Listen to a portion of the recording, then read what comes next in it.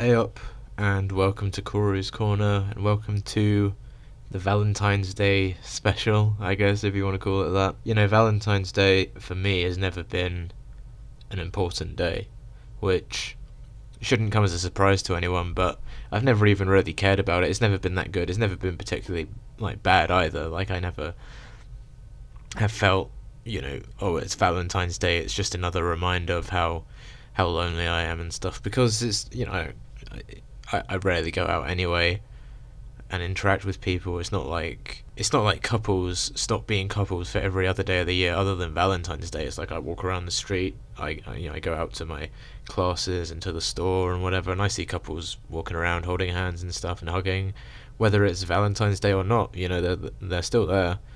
So it's like I'm constantly reminded of that. I'm constantly reminded. It's not like this is a particularly bad day for that or anything. Yeah. The one thing that is kind of, I don't know if annoying is the right word, but the one thing that is more of a painful reminder is how in the stores they always have like balloons and, cards and stuff out, and, gifts for Valentine's Day and like flowers and stuff. And that's the thing that is a little bit more, and I'm used to it now. I'm numb to it, but that's the thing that's a little bit more annoying and upsetting, I guess. But again, I don't go out often. I don't put myself in situations where I'm exposed to this kind of thing, so it really doesn't affect me very much at all. This year I actually did go and buy some stuff for Valentine's Day, believe it or not. I went and bought some flowers and a card and stuff, and some gifts as well, some just stuff. And I really don't know why I did that, to be honest. I couldn't tell you why. And it's not like I bought it for someone, obviously. I didn't buy things I wanted for myself. I bought a card and flowers and stuff. And I remember being in the store, buying this stuff, picking out flowers and things, and thinking, the people around me might see me and, subconsciously think, oh, that guy, he's buying that for his girlfriend, which obviously I'm not. But it just made me feel normal, I guess. The way I would describe it is it's like if your boss told you to drive his car to park it somewhere, right? It's like that. It's like for a few seconds you have some status and you're living a normal life before you go back to your regular life, which is anything but normal. And I had these flowers tucked under my arm, and I picked out chrysanthemums, is how you pronounce it, and they're these pink flowers, and I posted a picture to my Instagram, actually, if you want to go over there. It's Corey's Corner 9092. I can't link it. YouTube doesn't let me link stuff anymore, but you can go over there if you want, have a look. And I posted the flowers, and the reason I picked them is because I thought they were pretty. I think pink flowers are nice. I think a woman would like that. And I brought them home and I put them in a glass. I have a glass at home that's kind of I think a pina colada glass. I don't know if that's the right word, or not like a cocktail glass, but it's kind of like a vase or a vase, however you want to say it. And I filled it up with water and I put it under the the hob light. How there's a light above the stove and stuff. I turned that on. I just put it under there. And that was kind of cool because I thought my roommates could come in. It's so pathetic saying this out loud, but they would come into the kitchen and stuff and be like, oh, someone's got flowers, and they know they didn't get it for themselves. They didn't buy it, so they think, oh, well, Corey is speaking to a girl or something, or that's for someone. And I don't know, I just get a kick out of it, I think, because it makes me feel. I mean, I probably won't do it again next year, to be honest, but I just was curious to see how it would feel, to be in a relationship and to have someone that you actually buy stuff for. And I feel like Valentine's Day itself is kind of like a scam, and we can talk about the commercialization of this holiday and other things like Christmas, which get very commercialized. And I mean, that's a valid point, but I mean, I don't think it's a modern problem. I think it's systemic to the way male-female relationships work, is that the male is always subservient in these relationships. Think about it, on Valentine's Day, you're not buying a gift for your partner, it's a man buying a gift for a woman. It's a man buying a gift for his girlfriend or his wife. That's what it always is. And look at another example that's kind of similar is the diamond ring thing, right? People traditionally propose to each other with a diamond ring, and they say what it's meant to be like a quarter of your yearly salary is how much you're supposed to spend on the diamond, and it's like, it's, you know, it's ridiculous, you know, it's really ridiculous. And I remember hearing this one like psychology doctor, I think, or professor, I don't remember, on some podcast somewhere, explain that the reason that people buy diamond rings is because, you know, a woman needs to judge the quality of a man, because a man, and you know, any man can say that they'd make a good partner, but a woman needs to actually have a way to put that to the test. So the way they do that is to see if the man is like generous and stuff, and if he'll give these gifts. And I think I like that is probably why women like psychologically look for that kind of behavior. But I think it's not a very good test, obviously. Like, these women obviously aren't picking very good men because they're always complaining about them. But also, any Tom, Dick and Harry can buy someone a diamond ring. It's not a test of how, you know, good of a partner you are. It's a test of how rich you are, which obviously I would say from a more cynical point of view is probably the point, and that's what women are looking for. They're not looking for a good partner, they're looking for someone to basically take care of them and their child, you know, if they eventually have them. And that's, I mean, once you I mean, that's just the foundation of the black pill, I guess, isn't it? And like, once you understand that, the whole world, you'll never see the whole world the same way again, you know. And that's, I don't know, it kind of ruins it all for me. But I still bought these things because I think it is like hardwired into the male brain to want to do that.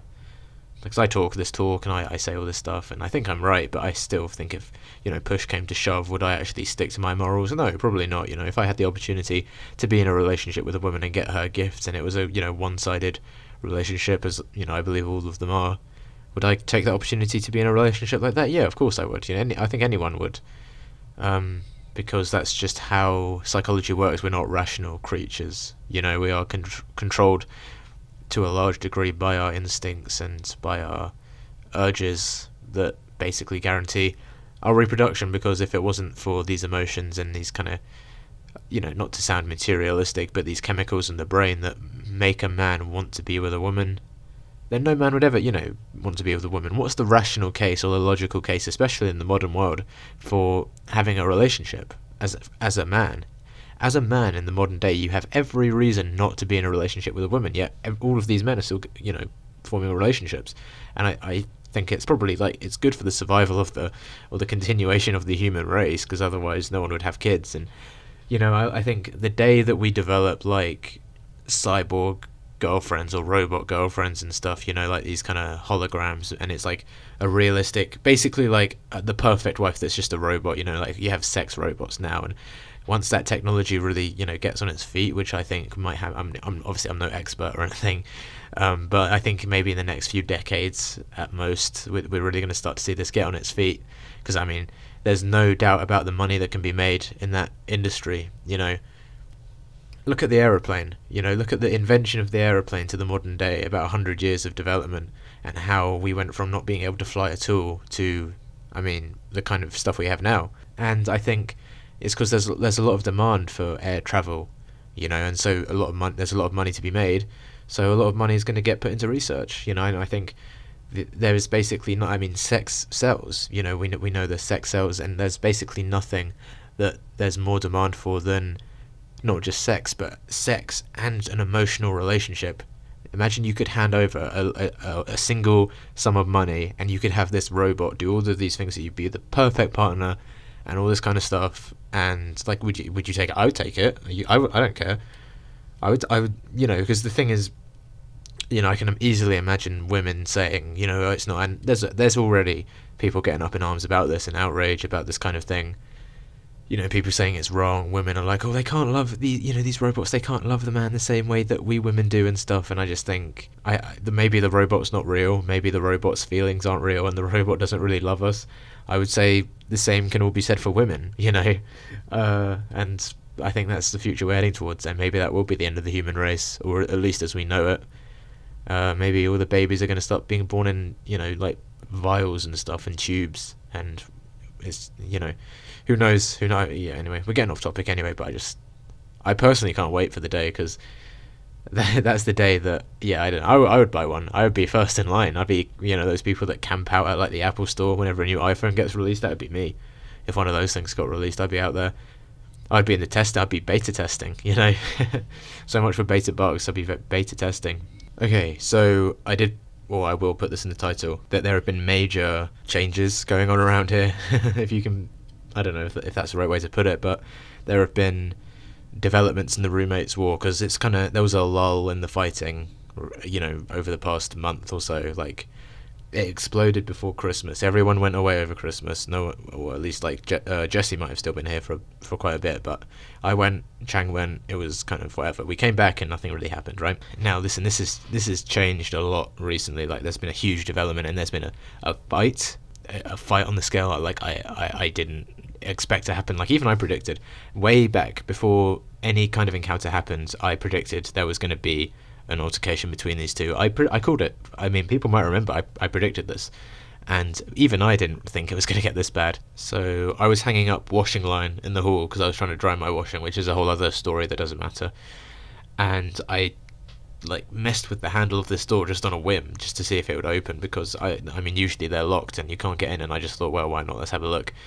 I opened it up, and it was unlocked, and it opened up, and I went in there, and it was this empty room. It was the room was like what my room was like before I moved in. It was like everything was pristine and perfect and untouched, pretty much. And I was like, this is, virgin land, ripe for development and colonization, I guess. I thought, listen, I need space. I have a lot of stuff. I could use the shelf space. I could use this to dry my clothes and things like that, and who knows what I could use this for, right? So I thought, this is a good opportunity. I got to get in here quick before the other two get their hands on it, to be honest. So I did. I moved my flag in there, which I own because I'm autistic, and I used it at first to dry my washing, but once I was done with that, I actually moved a lot of my not study related things, so books, and I used it as storage space, like I kind of intended to, and that's fine. That that's going well, but that's the kind of situation it is. It's opportunistic, taking advantage of the roommates war, maybe you can say. I don't know. The thing is, I'm concerned about this door locking again, so I put a brick in this door. So I'm not a huge fan of that, because it means a lot of my belongings. I didn't put anything particularly valuable in there because I knew this would happen. I can't shut the door, and I can't lock the door, and I don't have a key to it, so if the door gets locked on its own, I can't get back in. So I just prop it open with a brick. I just found a brick on the street one day when I was walking, and I just used that as a wedge, which works well enough, I guess. But the thing is, as well, is that room is available to anyone who may want to do me harm or do my belongings harm, which isn't necessarily a thing that's going to happen. But listen, when I get to the rest of this story, it will make sense why I'm bringing this up, right? So what I was thinking is, until this situation that I'm about to describe to you gets resolved, I think I might move in there more or less permanently until it gets resolved, so I can because I can shut and lock the door when I'm in the room, but I just can't lock it from the outside, right? So I can lock my bedroom door from the outside, and then I can lock this other door from the inside and just stay there pretty much whenever I'm home, And yeah, so anyway, I'll get to this situation now. I feel like I kind of went on a tangent. I don't know if that's really important, but yeah. Just to give you an idea of the atmosphere here, it's very tense. It was very, very tense, and people wouldn't say anything. I remember at one point I went into the kitchen, and both Chang and Jesse were in there, and it was just silence. They weren't saying anything at all. It's when I would say it's when you're messing around in class and the teacher comes over to see what you're doing, so you and your friend or whoever you're messing around with, you just look down at the work and you can't look up, even though you'll know what's going on. That's how it felt, and I it doesn't really apply to me. I feel awkward, yeah, but I'm not the one fighting here, so it doesn't matter to me. But I just that's the situation that we're at, right? Anyway, I had a bit of an ongoing problem for the past for a while now, actually, but especially the past few weeks, where I would have people knocking on my window and stuff, and by people I mean Jesse, obviously, knocking on my window because he got locked out. And the thing is, we have a security office on site at our university, and you can go to them anytime. They're open 24 hours, so you're out late, and he, by the sounds of it, he does this basically every night. As he goes out, he gets completely shit-faced, completely drunk, to the point where he's noticeably still drunk the next morning, which you have to be so drunk to do that. That's not just drunk, that's alcoholism, right? That's running in your blood, when alcoholics talk about I've been sober for this long, and you think well, if you go out on a night out, for example, and you drink, you're sober the next day, right? But once you get to once you get to an alcoholic stage, you're drunk basically 24/7, and that's kind of how he has been. Whenever I've spoken to him, he's certainly come across at least tipsy, I guess. And yeah, he would come banging on my window late at night, waking me up and stuff, asking to let me in, asking for me to let him in, I mean.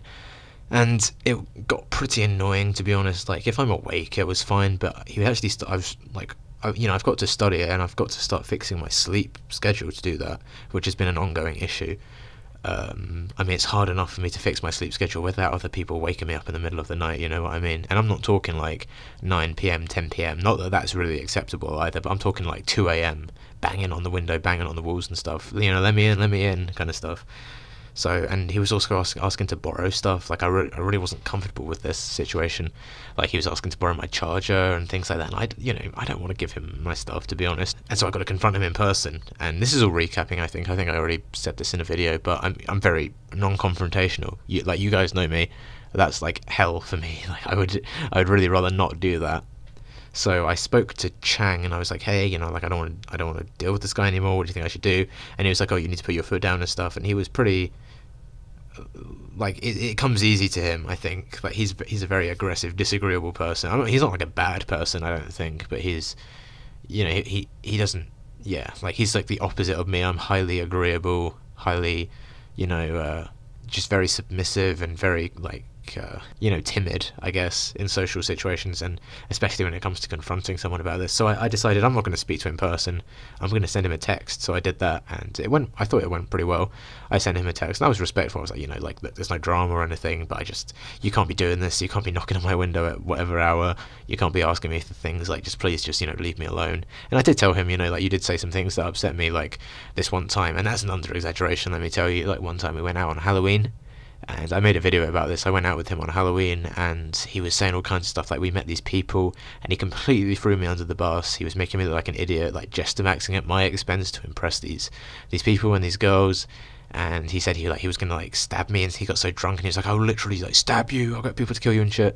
And the thing about being drunk is, like, because I know he might say this, and he will hear this, and he'd say, oh, well, I was drunk, so it doesn't, you know, it's like, whatever. But the thing is, when you get drunk, it's like, that doesn't change who you are as a person. It just is, it's just kind of like truth serum. It lets you, it loosens lips, so to speak, you know. It just lets you say what you want to say, but it doesn't make you someone you're not. Like, if anything, it makes you more true to who you are, right? So when he's drunk and he starts going like, oh, I'm gonna stab you, because it's like, he asked me if, like, his phone was in his bag, and I said, like, yeah, it is. And he's like, if it's not, if I found out you're fucking lying to me and you steal it, I will literally fucking kill you, I'll stab you, and all this kind of crap. And it's like, that's very concerning for me to hear, you know, obviously. And, like, I'm helping this guy out, and he's saying this to me, and, like, I have a million reasons not to want to associate with this guy, right?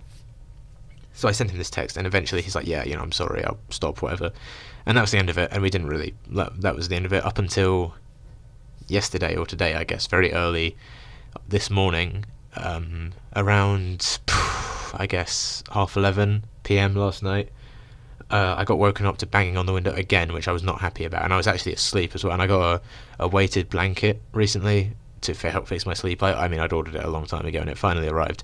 And let me tell you, if you guys are having sleep issues, or even if you're not, like, I would highly, highly recommend getting a weighted blanket. It's like, I don't think I'll be able to sleep, you know, again without one. Like, it's that good. It really is that good. I've only had it for like 2 nights so far, and it's amazing, let me tell you.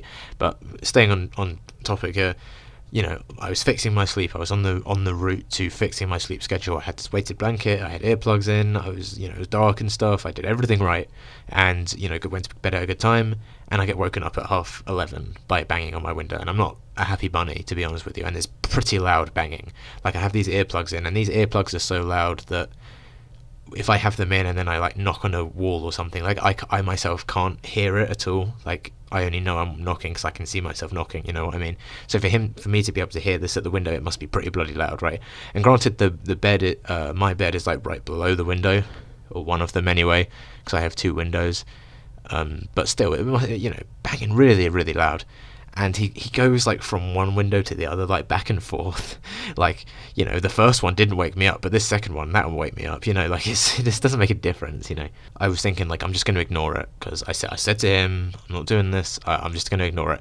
And eventually he went away, and I heard him banging on another window, and I can only assume it was Chang's window, and he must have been desperate to get back in if he was willing to go to his his window. I think he was like, I have a theory anyway, I'll get to that in a minute, but I think he was just looking for a confrontation. And I could hear him banging, and like Chang's room is on the opposite side of the building to mine. I heard him walk around, and he kind of went away, and then I heard this banging on the window again on the other side of the building, and he must have been so loud for me to be able to hear this. Like other people in the whole building, probably in other adjacent buildings, like adjacent apartment buildings, probably heard this as well. If they were awake, maybe it woke them up, who knows. If Chang was asleep, it definitely woke him up. And let me just tell you that I would not have the balls to go and try and wake up Chang in the middle of the night, especially if he was already pissed off at me. Rightfully so, I'd say, because these two had a huge falling out over some stupid crap. And anyway, yeah, and that was kind of the end of it. I thought, like, well, I don't want to go back to sleep in case he comes back and he wakes me up. But the thing is, you got to go back to sleep at some point. So I put my headphones on. I was just listening to some like white noise or something, and I just dozed off eventually, right? And he didn't knock on my window again.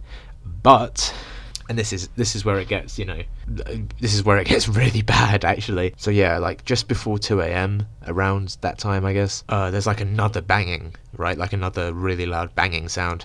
And this one is not on glass, and it's clearly coming from inside, and it's on wood. Like our doors are made of wood. So I'm thinking, like, is that at my door? And then it's like, well, why would he be at my door? Because if he's locked out and he's trying to get back in, why is he knocking on my door? It doesn't make any sense. So I'm thinking, like, is this like security? Is like the police here for some reason? Because like it sounds crazy, but who the hell else would be knocking? And it's like bang, bang, bang, bang. This is not like a normal knock. This is like, when the police knock on your door and they go boom, boom, boom. It's really, really loud. And it's so loud, like I actually think it's at my door. So I go look through my peephole, and it's not at my door. It's at our front door. So the hall has, the way the building works, this requires a bit of explanation, but there are glass doors like that lead into the building from the outside, and then they lead into like a kind of stairwell area, and then at the stairwell there's all these doors, wooden doors, that lead off into the hallways, and then obviously the rooms are connected to the hallways, right? So the way it works is if you have a key or a key card, because we don't actually use keys, we have key cards for some reason. The key card, if you have a key, if your room is in this building, your key card will unlock any door into the building. It will only unlock the door to your hall. It won't unlock the door to every hall, obviously. So what I assume happened is he was banging basically all nights, pretty much until like 2 a.m, until someone passing by let him into the like middle bit. But then he obviously couldn't get into our hall, because the thing is only the three of us live here. So I'm in, Chang's in, and he's outside. No one's going to come and let him in, right? No one can. I mean, he could just go to the security office. I really don't understand why he didn't want to do that. But anyway, I think he like might have lost his key or something. I really don't understand why this is a problem. And the security office is like maybe a 2-minute walk from my like building. Like it's really like in the middle of the whole site. So there's no reason for, and it's like I said, open 24 hours. I've been a few times. I've lost my key and stuff, or forgotten it. Like, in the early days of when I was at university, like it happens. Like I really don't know why he couldn't do that. And it's like he was looking to, this is why, like I said, like my theory, I think he was looking to make a scene and looking for some kind of confrontation, is because it logically doesn't make any sense for him to do this. Like why not just go to security unless you're looking to pick a fight, which I don't think is a wise move, but I think that's what he was trying to do. But yeah, he's banging really loudly on this wooden door, right? And I don't know it at the time, or I didn't know it at the time, but he was actually using, not his hand, he was using like a metal rod or like a metal pipe to bang on the front door, which cannot be good for the door. And I'll show you in a minute. I actually took photos. I'll show you the damage to the door in just a second. But he's banging for a while. I don't know how long, like not super long, like maybe 5 minutes at most, but he keeps banging, and like it sounds like I can't even describe. I wish I'd recorded it. I really wish I did, because it is like nothing I've heard before. It was the loudest sound like I've heard in a long time. It must have woken up other people. I mean, it woke me up.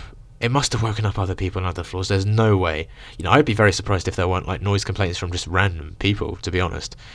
And eventually, because the way it works is I'm looking through my peephole, and I can't really see the front door, but I can see adjacent to my room, and that's where Chang's room is.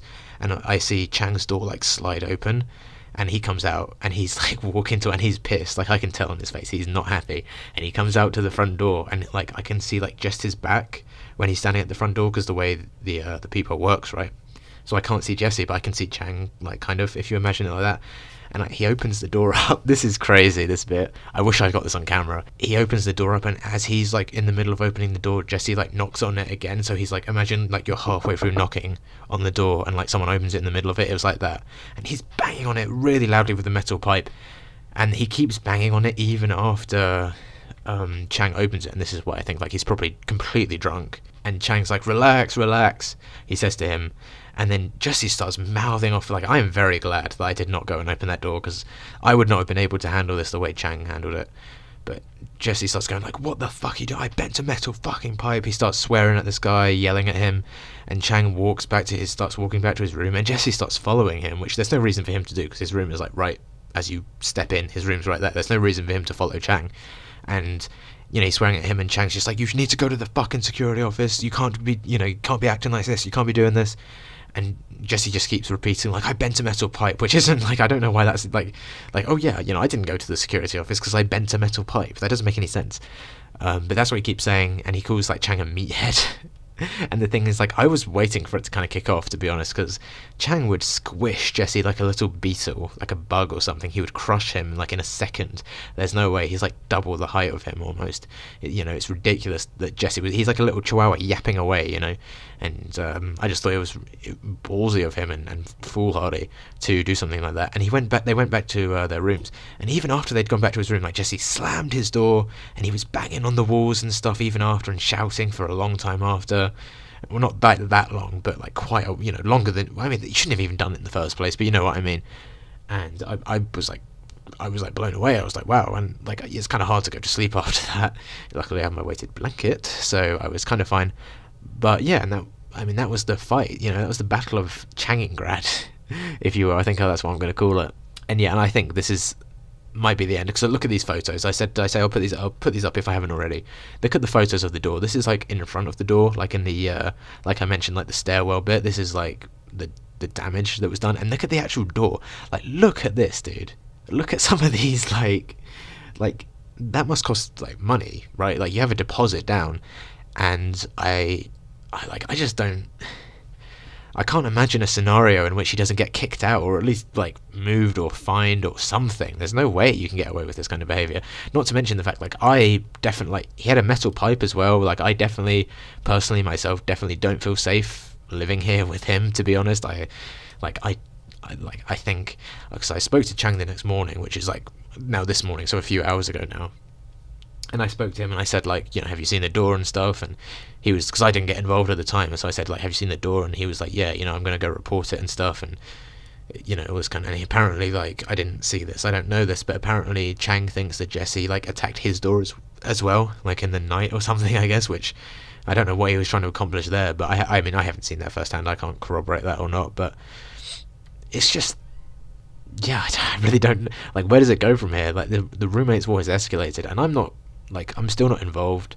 And like, a big thing is, like, I just don't want my property in this other room to get damaged. And yeah, I just don't like this situation, dude. I really, like, I don't like conflict. I myself, even when I'm involved in it, or especially when I'm involved in it, but even when it's just other random people, it reminds me a lot of when I was a kid, and like people in my family would fight and stuff. And I almost, like, I don't want to sound, I'm just going to say what I'm going to say, who cares if I sound dramatic. I kind of had like a PTSD like incident after this happened. I was like breathing really quickly. I could feel like my heart was like going, because it reminded me of like when I was a kid and stuff, like a little kid, and like adults in my life would be like my parents and like grandparents and relatives and stuff would scream and yell at each other and break stuff, and they'd threaten to come and hurt me and stuff when I was a little kid, and like come and scream at me if they didn't get their way. That was one particular incident I remember where someone was like, I'm gonna go and scream at that kid if you don't do whatever, because they thought I was like asleep, so they were like, oh, I'm gonna go wake him up and scream in his face and stuff, like crazy crap like that. It reminds me a lot of that. I think I genuinely do have a lot of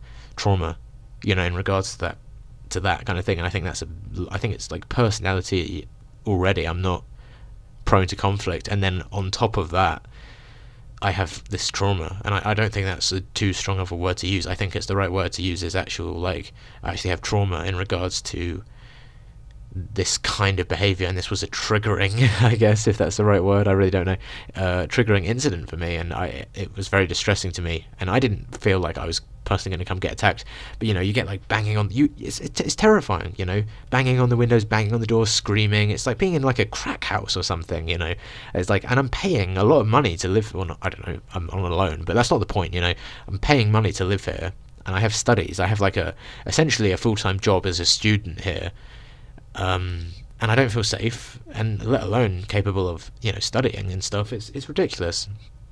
So I spoke to Chang and he said he's going to go report it, and I think I might do it as well. I might go and report it because I don't want to be a snitch. I don't want to be a snitch, but I might just go and tell them like, hey, the door's damaged. It wasn't me, because the last thing I need is to be paying money or to lose my deposit or something because of damage. And I'm gonna go tell them that like this door didn't get. And if if they ask what happened, I'm not gonna lie to them.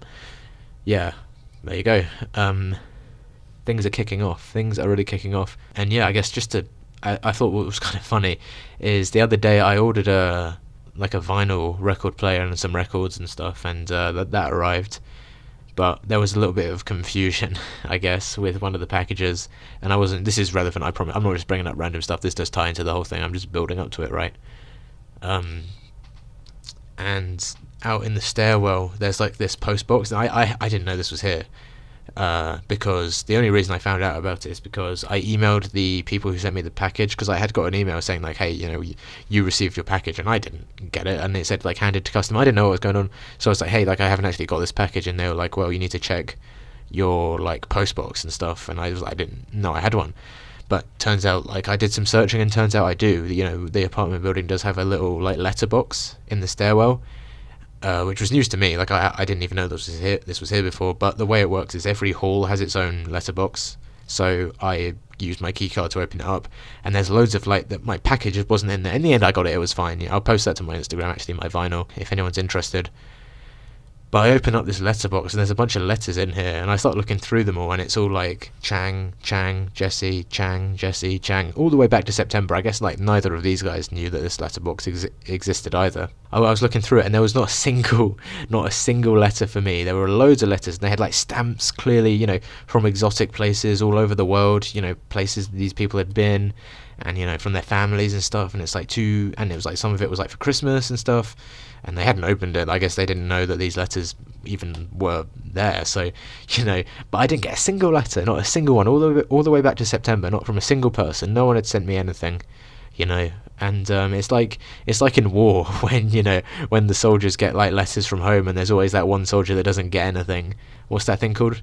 A Dear John letter. Like if you're lucky, that's what you'll get.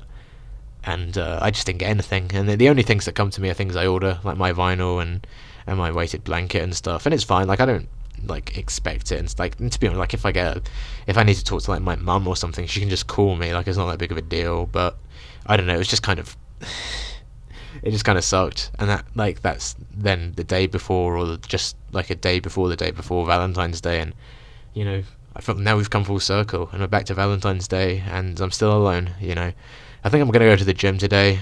I wanted to get back into fitness for quite a bit. Not like bodybuilding and stuff and weightlifting, but just like trying to get back in shape, like try and get lean and stuff, because I've allowed myself to not get fat, because back in like July, I think I allowed myself to get really bloated. Actually, I was pretty chubby, and I'm not that bad now, but I could be in better shape in terms of like general fitness, like endurance and stuff, and it probably doesn't hurt to have like bigger muscles either. And I'm not delusional. I don't think I'm going to go gym max and then get a girlfriend, or believe me, I'm long past that. It's hard to believe. Like a year ago, I was making like the Chad or Bust series, where I thought like I'm going to look smacks and become a Chad and go to university and get a girlfriend and stuff. And time does fly. A year ago, like this time last year, like Valentine's Day 2023, I was at my cousin's house, I remember, and like there was like a family get together for Valentine, or not specifically for Valentine's Day, but on Valentine's Day, and there were all these couples being all lovey-dovey and bringing home their partners and stuff. And I had just got back home from Australia, because I was staying with my family there, and my cousins were there. My older female cousins were bringing home their boyfriends and stuff, and I'm not bringing home anyone, am I? Let's be honest. And I guess you could say it's a little different, because I don't live in Australia like them, but it doesn't make a difference, does it? Yeah. Anyway, that's pretty much it. I'm just gonna ramble now if I don't stop the video, and I've got things to do, and I'm just creating work for myself. The longer this video gets, the longer it's going to take for me to edit, and I actually want to get this uploaded today. So yes, happy Valentine's Day though. Hopefully the fact I made a video will make some people's day a little bit better if they're on their own, I don't know. And yeah, that's pretty much it. Okay, love you guys, bye.